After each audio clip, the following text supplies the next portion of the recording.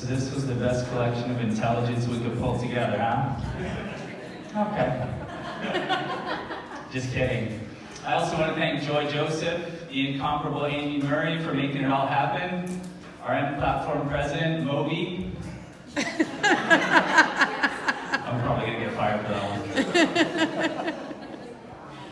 So back in September, all we were told was that we had a new boss named Joy coming in.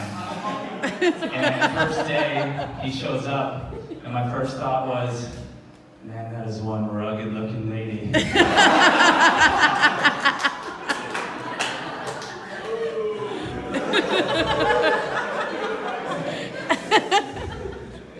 Anyone who knows Joy knows that he has an analytical mind, though. In kindergarten, when the other kids were learning their ABCs, Joy was learning his MMM. In second grade, when the kids were learning to write in script, the teacher came over, she saw Joy's paper, she said, oh my, I don't know what that is, but it's not script. And he said, lady, I don't know where you learned JavaScript, but my syntax is perfect. She said, that'll be enough of that sass, young man. And he said, look, lady, I don't even use sass, I use R. It's open source, homegirl.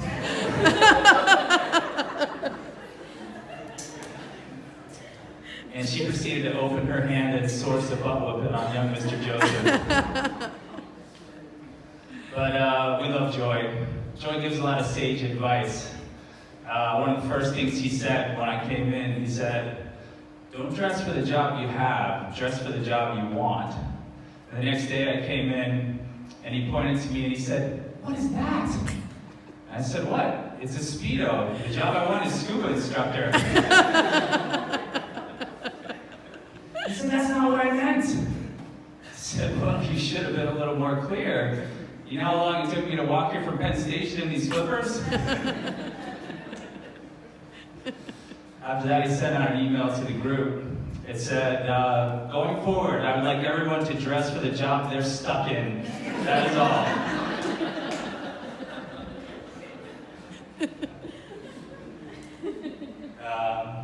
How many married people we have in the crowd? All right. I've been married for 13 years. Sometimes I forget how long it's been, but then I find myself standing there trimming my nose hairs. My wife standing next to me, bleaching her mustache. And I think, yeah, it's been a while. She would kill me if she heard me say that. She likes everyone to think her stash is naturally blonde. She's going through a Hulk Hogan phase, it's cute. Totally kidding. My wife does not bleach her mustache. She's more of a Tom Selleck girl. She likes the natural. Anybody know what the secret is to a happy marriage? Don't talk about your wife's mustache. No. Just kidding. A lot of people think it's communication. Those people are schmucks. The secret to a happy marriage is separate TVs in separate rooms. My wife and I don't like the same shows. She likes shows that make her cry. The only show I like that makes me cry is a Penn State football game when they lose. Any other Nittany Lions in the crowd? All right, we are.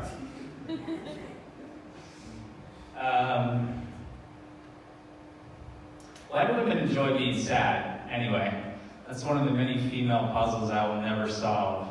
Here's what I do know. You can't try to make it work in your favor. One time, I completely forgot my wife's birthday. That night, she said, it just makes me so sad that you didn't even think of me. And I said, well, I know how much you like being sad, so you're welcome. And I'll tell you, for a small woman, she's got a killer right hook. As the doctor was wiring my jaw shut, I said, for as long as I live, I will never understand women. Ladies, here's another thing that baffles me. Now, I love you. A lot of my favorite humans are women, but I don't understand why it takes you 17 minutes to get out of a car. Guys, we pull into a parking space, we cut the engine, we reach for the door handle. That's it? That's all we have to do? I'm standing there next to my car in a Costco parking lot, waiting for my wife, looking like a guard at Buckingham Palace. Meanwhile, she's rifling through her purse, looking for, I don't even know, the Lost Scrolls of King Solomon, I guess. And then she's got to reapply her makeup, because you never know when a beauty pageant is going to break out in a place that sells $12 jeans, right? And of course, she has to sort through all the coupons in the door handle, some of which expired during the Reagan administration. And not when he was president either, I'm talking about when he was governor. These coupons get passed down from generation to generation. Meanwhile, I'm standing there next to the car getting sun poisoning. Day is turning to night and back again. The leaves are changing. Haley's Comet is coming back around. I figured out a way to make the best of it though. Now I just tailgate while she's doing her thing. I bring my grill, I have a canopy, a cooler of beer. I tie my hammock to the cart return and take a nap. The kids are picking gum off the asphalt and chewing it. It's good, clean fun. Sometimes when she takes a really long time, we do some cheers. L-E-T-S-G-O, come on, Mom, let's go. L-E-T-S-G-O, the love guy got out of the car!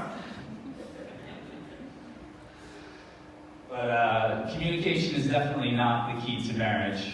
When my wife and I communicate, we end up fighting about stupid stuff. True story, we were renting a house in the Poconos, and my wife asked me if they have a DVD player. Now I know why she's asking, because the thought of our kids in a confined space with no entertainment is more terrifying than a Kathy Bates nude scene. But I didn't know if they had a DVD player, so I said the first of 3 things that I've since learned never to say to a woman. I said, I don't know, look it up. I thought this was pretty innocent. But she glared at me like an old gypsy woman peering into a crystal ball. She said, you booked the place, this is your thing. Now let me explain something for the single folks in the crowd. When a thing becomes your thing, oh, it's yours for life. You might as well get that thing tattooed on your forehead. Honey, can you call Verizon? The internet's out again. I don't know what to say to them. That's your thing. You become the world's leading expert on your thing. And your spouse becomes a brainless imbecile, lacking the mental capacity to deal with the thing. But when my wife asked about the DVD player, I was busy with another thing. And besides, I was tired of the permanent assignment of things. I decided to take a stand.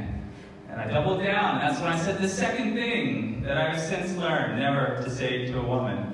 I said, you have the same Wi-Fi access as I do. At that point, she turned from an old gypsy woman into the little girl from The Exorcist.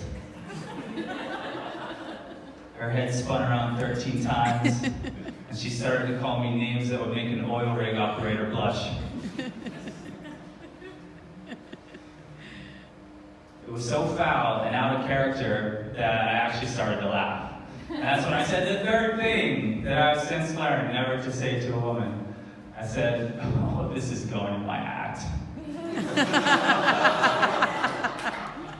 And in case you're wondering, you do not get a discount the second time they wire your jaw shut. How many people out here, by applause, how many people have kids? I have 2 kids, 9 and 6. I love my kids. But kids make the worst roommates. Think about it. You've never put an ad in the paper that says, roommate wanted, looking for someone to eat all my food and never pay rent. Must have a pet that I'm forced to walk and feed. Special consideration to candidates who pee in the bathtub. You know what I love about kids though? They don't hold grudges. My daughter could smack my son square in the face. They could have a knockdown, drag-out fight. Teeth and hair go flying.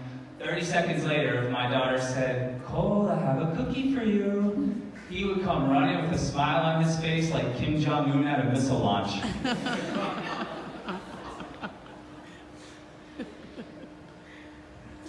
Parents out there, though, you know what special kind of torture family road trips can be, though, right? The fun for my family starts even before we leave the house. We like to play a game called Whose Fault Is It That We're Running Late? It's customary for my wife to start the game with something like, Todd, I told you to pack last night, and instead you chose to sit on the couch watching a Rocky marathon and scratching your butt. Now this is what makes my wife such a skilled player at this game. Whether I was or was not scratching my butt had no bearing on the departure time for our trip, but she knows that you get extra points for demeaning your opponent. And for the record, I was not scratching my butt. I was scraping off a patch of dried-on barbecue sauce.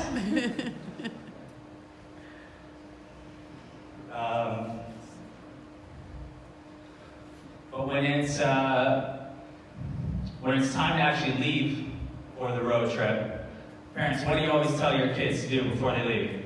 Go to the bathroom. Go to the bathroom. And what do they always say? I don't have to go. And then what always happens? They gotta go.